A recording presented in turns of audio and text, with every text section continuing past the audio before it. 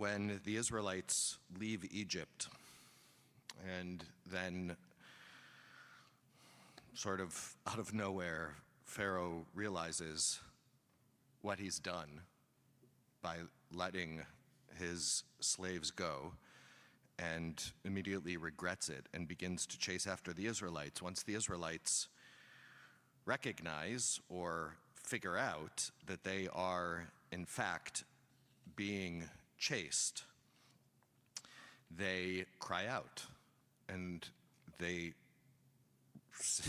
state those famous words of, "You brought us out of Egypt to create graves for us here? What's happening?" And Moses says, "Al tira'u, don't be afraid. Don't be afraid. God's coming. God is going to save you."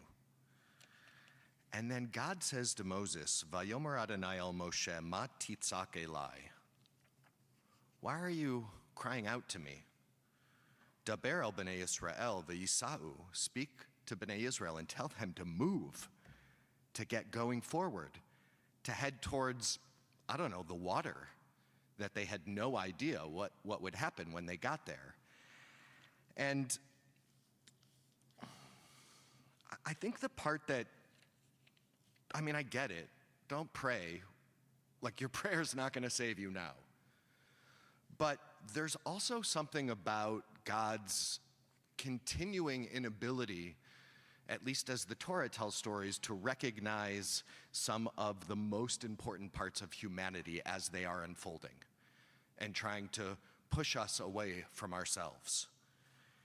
And in this case, what were the Israelites feeling besides for fear?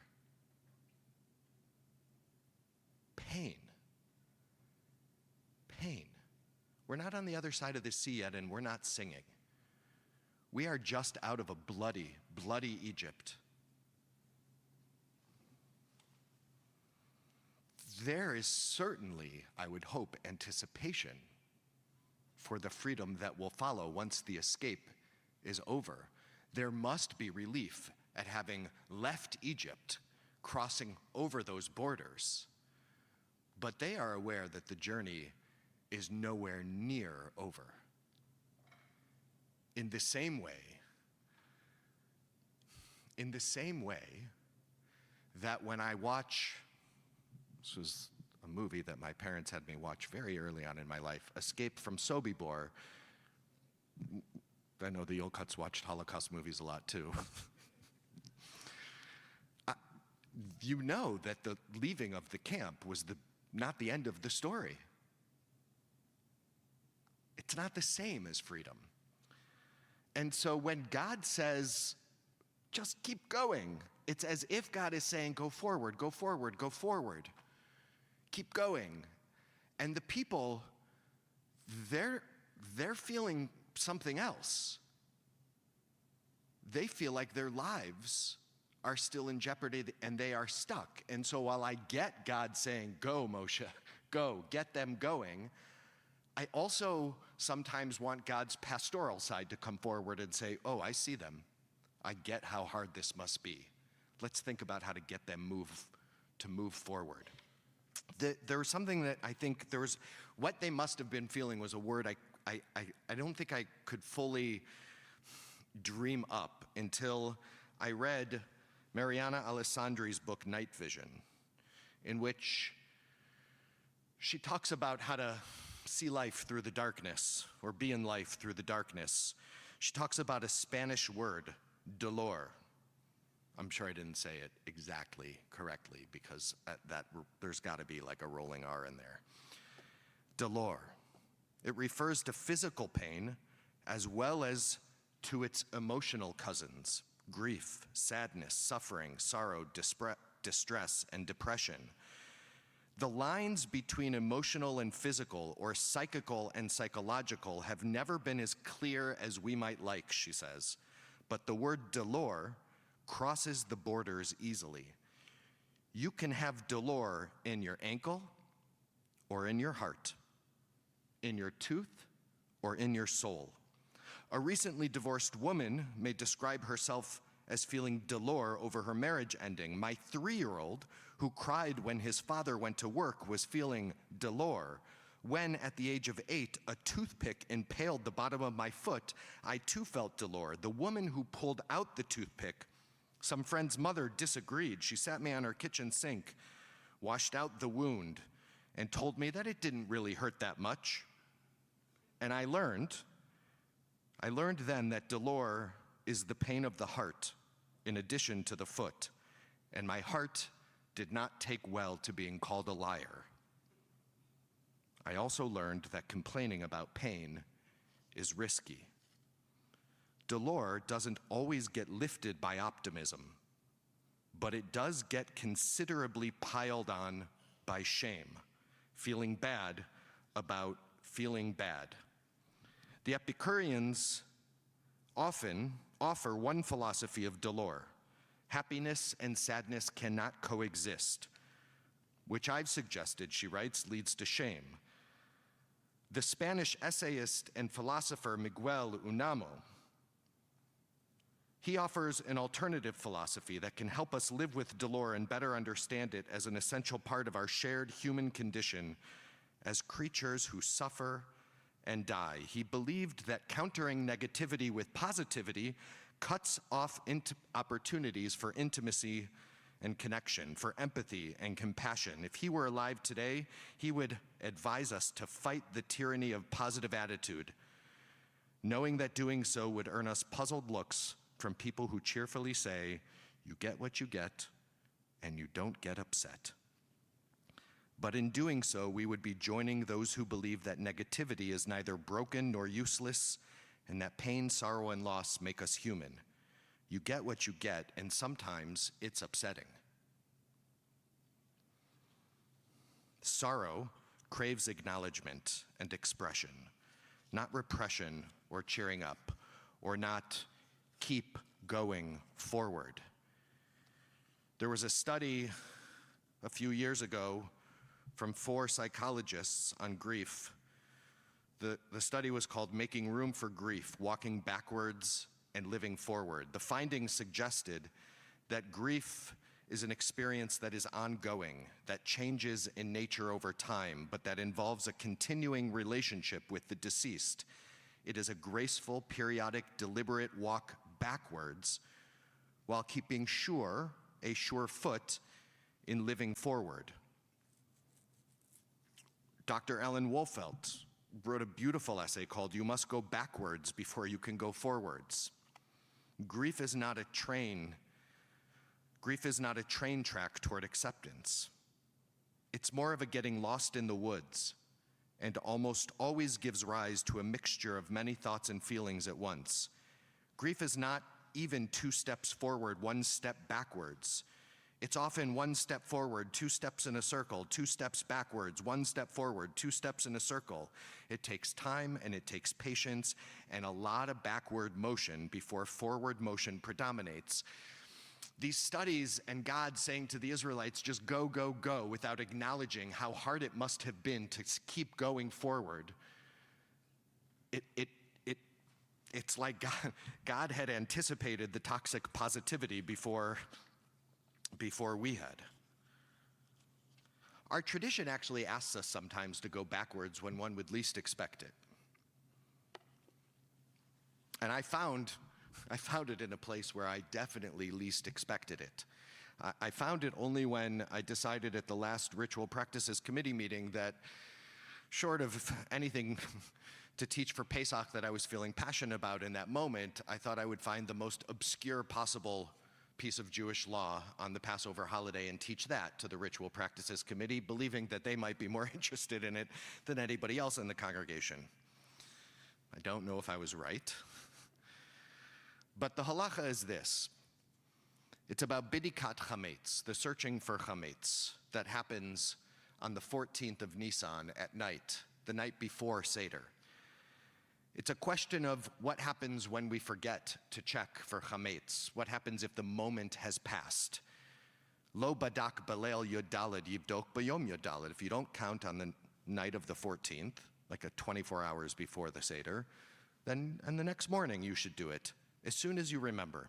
Lo badak kol yom yodal, if you can't remember to do it all before Pesach actually comes in, before Seder, yivdoch betoch HaPesach, then you check for your chametz during Pesach. Well, that's already a little bit odd, a little bit, because it's supposed to be gone by then, and in fact, you could have done the formula for it being no longer yours, hefker, bitur chametz, and yet there is an independent mitzvah of searching for the chametz that is not necessarily dependent on its destruction. The searching itself is a mitzvah. So on Pesach 1, if you haven't fulfilled the mitzvah of searching for chametz before Pesach, do it during Pesach. If you find it, you can't burn it on Yontif, but you can somehow move it out of the way. All of that seems reasonable. What comes next does not feel reasonable. Lo badak betoch HaPesach yivdoch le'achar HaPesach. If one doesn't check during Pesach, the mitzvah for bidikat chametz, the searching for chametz, still exists after Pesach, for which if we didn't do it beforehand, we are still obligated to do it afterwards. Simply without the blessing beforehand. The tradition recognized it was a little bit odd. The technical reason is because any chametz that I might have owned during Pesach accidentally can't be used afterwards, and I should search it out just in case and get rid of it.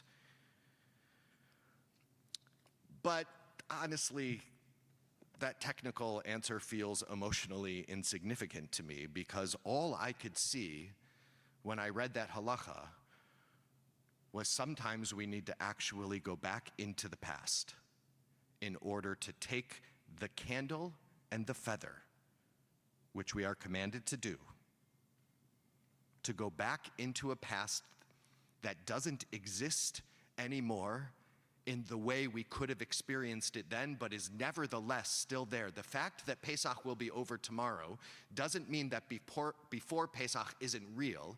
It just means it's an event in the past that we have to step ourselves back into because we have missed something or lost something critical.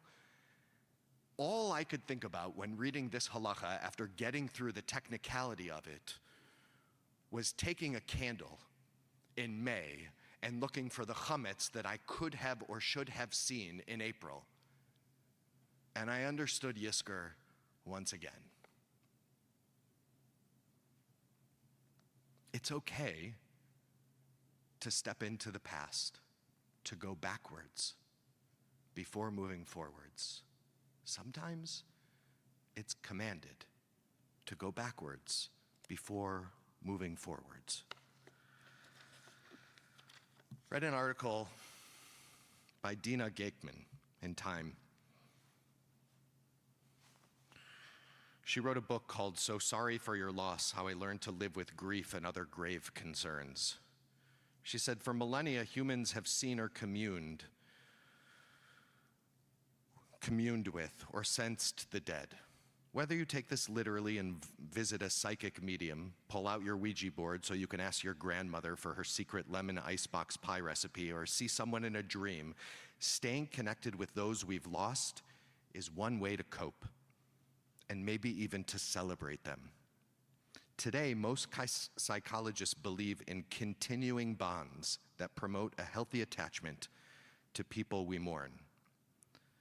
In a 2013 study in the Journals of Gerontology, the afterlife beliefs of widows and widowers found that some sort of spiritual continuing bond, whether it's a belief in reincarnation or some other sense of the afterlife or connection post-loss, can be universally protective for a bereaved person.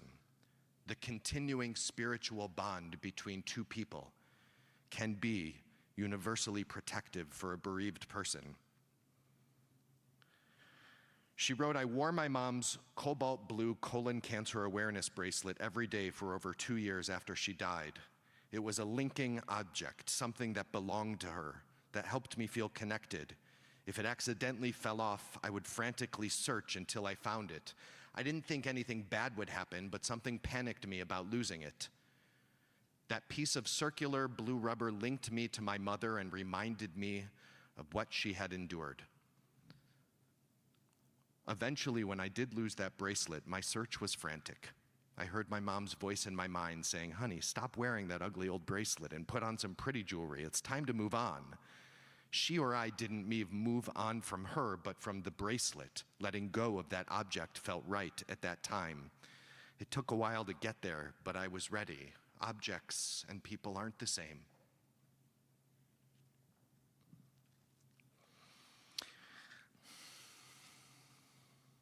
I wear my mom's pins, Yizkor days. I can't wear them every day. They're a little dangerous.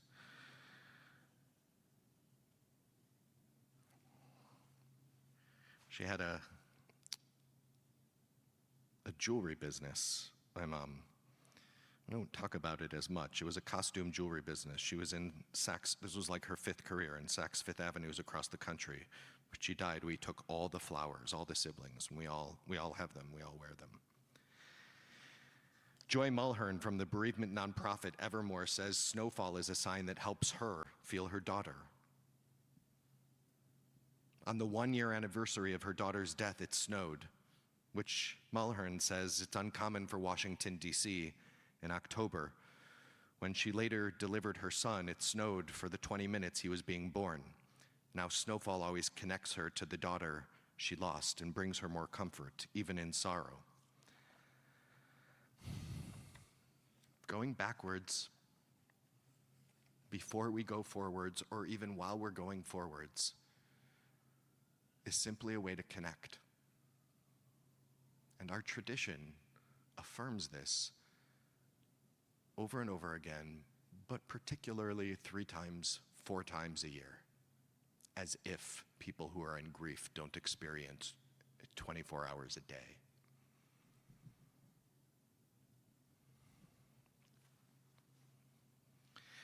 She wrote in her book, I have on my desk, I have a photo of my sister Jackie next to a small stained glass lamp that my mom gave me. So in a way, that's like a little shrine, a way to keep them close. When I tuck my son in each night before bed, I list off the people who love him, and I always include Cece and Aunt Jackie. My son will never know his maternal grandfather or my sister, so this ritual is my way of making them present for him. Hopefully he'll know them through the stories I tell and the photos I show him, and he'll form his own bonds with them. They might even visit him in a dream. Maybe they already have.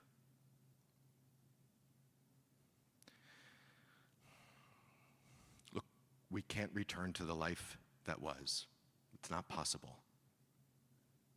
But as Megan Devine wrote, what we can do now is bow to the damaged parts.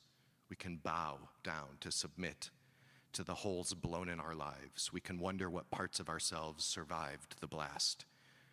We come to ourselves and our irrecoverably changed worlds with kindness and respect. We can't return to the life that was, our own, but we do return to the life that we lost. We can do that. We should do that. It's why we're here. And we sit with it, and we cry with it, and we take out our flickering little candles, and we search in the cracks and crevices that we might have missed last Yizkor. And we likely missed a lot on October 7th, the last Yizkor, in our personal mourning. For good reason, but we're here again. And we get to sit in our dolor, that feeling that just holds us down, grounded in the past, even if we're being nudged forward too fast.